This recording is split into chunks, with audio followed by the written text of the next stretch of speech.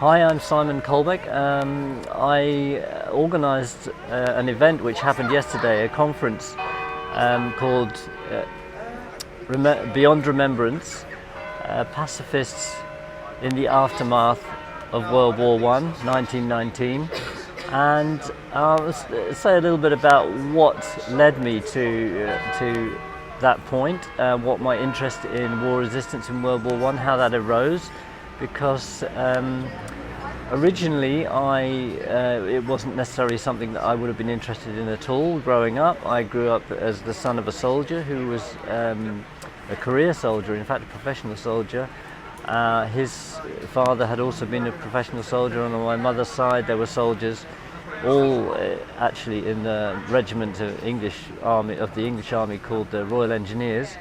I knew that my grandfather had taken part in World War I as a soldier who commanded a company of Indian and British soldiers in a famous military disaster at Kut in Mesopotamia, which is now in a part of modern Iraq, where the garrison there was surrendered after a long siege to the Turkish forces, and my grandfather was taken prisoner and suffered very badly as a prisoner of war, but survived the war, never really spoke much about it. But I much later discovered that he had a first cousin, a woman called Katherine Marshall, who was born in the same year as him, was exactly the same age. Both their fathers were masters at the quite well-known British public school Harrow, where Winston Churchill was also a student around the same time.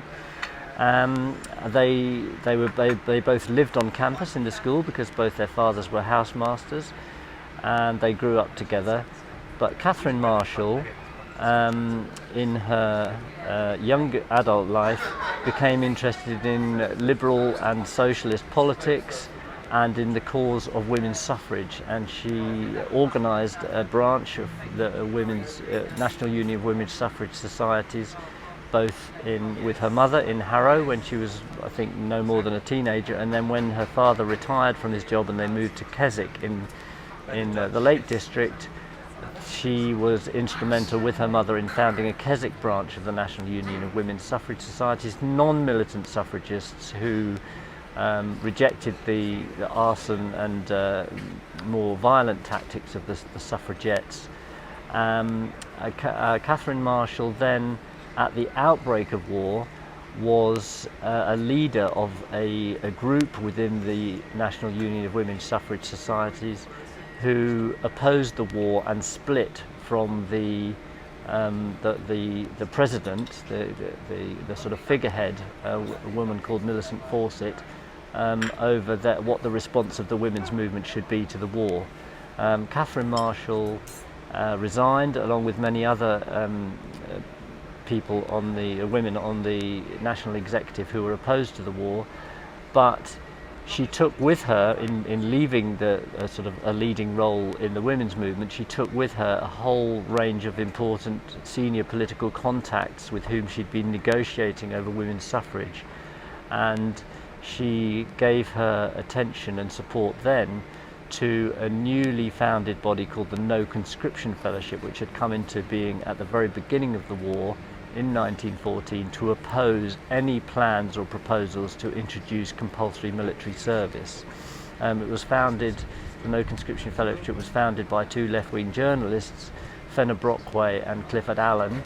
Katherine Marshall, when she became involved with them, was very sort of personally attracted to Clifford Allen, but she was also instrumental in bringing Bertrand Russell into the movement because she knew him through family contacts from Cambridge. Both her father and her great uncle, my grandfather, had been at Cambridge together, and many Harrovian pupils went on to Cambridge. So she, through contacts that she had in Cambridge, she got to know Bertrand Russell. She pestered him basically until he eventually agreed to give his support to the No-Conscription Fellowship, and he became one of the most significant, best known already at that time. He was quite a famous a celebrity almost, if you can call a mathematician and a philosopher a celebrity. He was the biggest name that the No-Conscription Fellowship got into their ranks. So my connection, learning about her, long after I knew about my grandfather's involvement in the First World War, learning about her and her involvement in the No-Conscription Fellowship, the way that she was able to intercede on behalf of conscientious objectors and on behalf of the cause of resistance to conscription. She was able to intercede with senior politicians, even to the extent that when 34 conscientious objectors were taken to France and sentenced to be shot in the summer of 1916, Katherine Marshall, along with Bertrand Russell, was able to get a meeting with the Prime Minister, Herbert Asquith, and as a result of that meeting, well, there's no absolute evidence because there's no documentary record of the meeting survives, but it seems that partly as a result of that meeting, the sentences of those men who were sentenced to be executed by firing squad,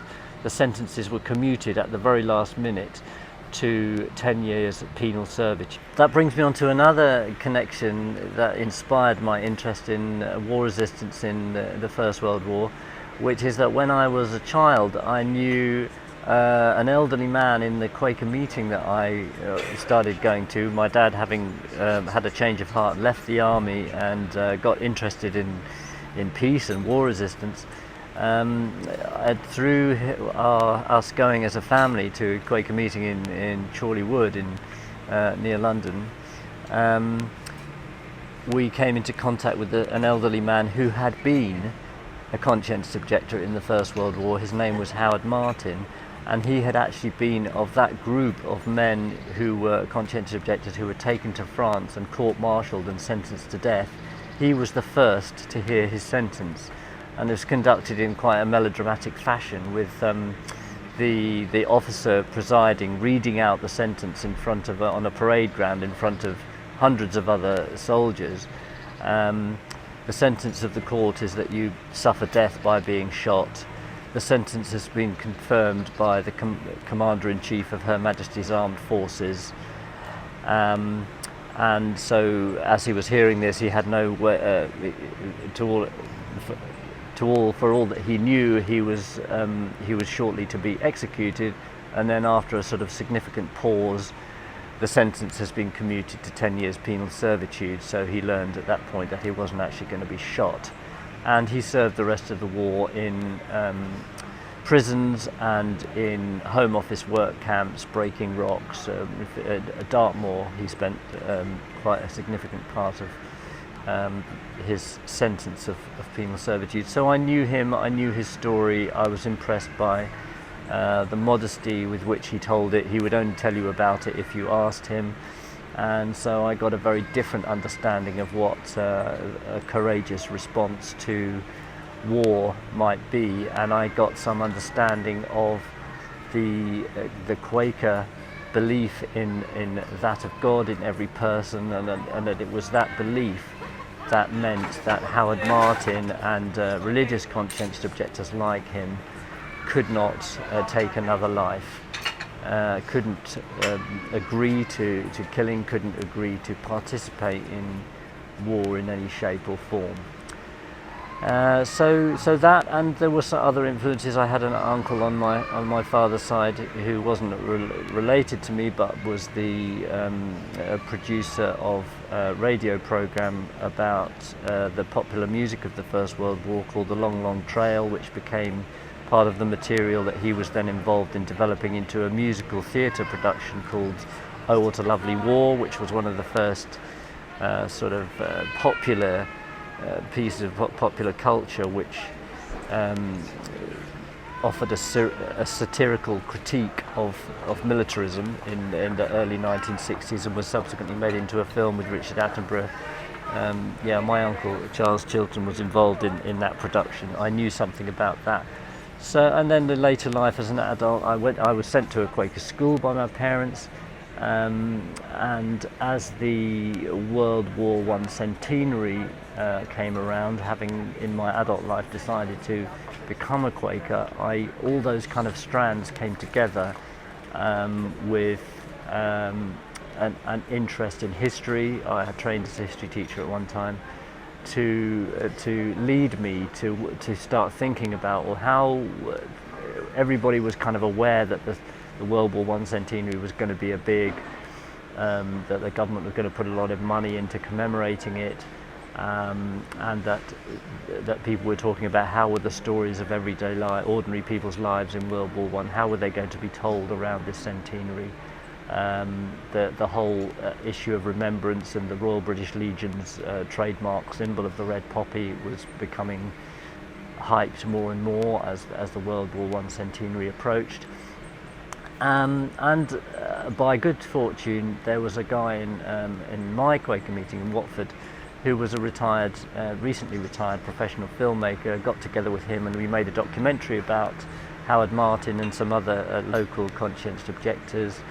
We also made a documentary film about the high water mark of the No-Conscription Fellowship and resistance to conscription in 1916, when the No-Conscription Fellowship had a national convention at Devonshire House in Bishopsgate, which was attempted to be, there were attempts to besiege the gathering by a hostile mob outside that had been incited by the popular press. So it was quite a dramatic episode. We made a documentary film about that.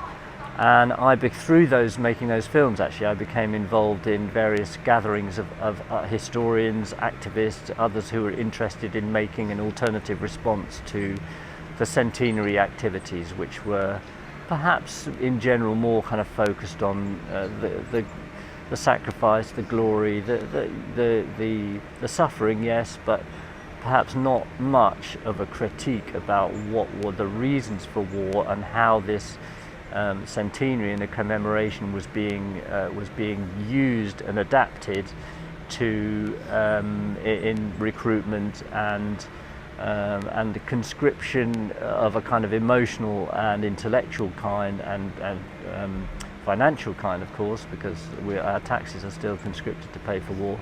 How the centenary was being used in that way, we wanted to kind of offer a different narrative and a critique, and tell the stories of those who stood against the war. And through those networks, attending various conferences and gatherings, I met a number of people who impressed me, that I got to know. I heard about the work that they were doing. They were interested in the work that I was doing. And when the centenary period was coming to an end, we started talking about, you know, okay, that those years are over. We've had all the TV programs, we've had all the magazine articles, we've had all the very somewhat overblown festivals of remembrance and so on around the Armistice Day. I was aware that the No-Conscription Fellowship had kind of wound itself up in a state of kind of exhaustion and to some extent perhaps disillusion, having failed to stop the war, having failed to stop the conscription, but nevertheless having maintained their witness throughout. That they had a final gathering in November 1919, and I felt that was something that ought to be marked. So I got in contact, consulted with various people that I'd got to know, such as Cyril Pearce, who had done an enormous amount of work over many years in assembling information, data about all the war resistors, all the conscientious objectors. And David Bolton, who had written on the 50th anniversary of World War I a seminal journalistic, very readable account of the No-Conscription Fellowship called Objection Overruled, and that book had been reissued. And Ingrid Pearce, who had done a lot of work on and made contacts with German war resistors and brought some of their stories into the picture, so that the narrative wasn't just about British war resistance in Britain. And Lois Bibbings, who'd written from the University of Bristol, who'd written interesting account looking at gendered perspectives of war resistance in World War One, and also activists like Tim Gee, the Quaker activist who had recently issued a book called Why I'm a Pacifist. So we were looking at how I was interested in how we could kind of link the stories of the past, marking the passing of the centenary years, the passing of the main organisation that had resisted World War One in Britain, but looking ahead to what do we move on to now? Where is peace activism now? What does remembrance mean now? And does, you know, there was in the years in 1919, 100 years ago, there was this sort of remarkable symmetry between the idea of remembrance and the idea of never again, and that symmetry has somehow been lost in the way that we remember war now, those who died in war. The symmetry has been lost in favour of a kind of co-option of remembrance into a patriotism and readiness to fight another war, and that seems to me a loss, a mistake. And so the whole organising of the event was very much looking forward at how do we continue to challenge that militarised, celebratory aspect of remembrance.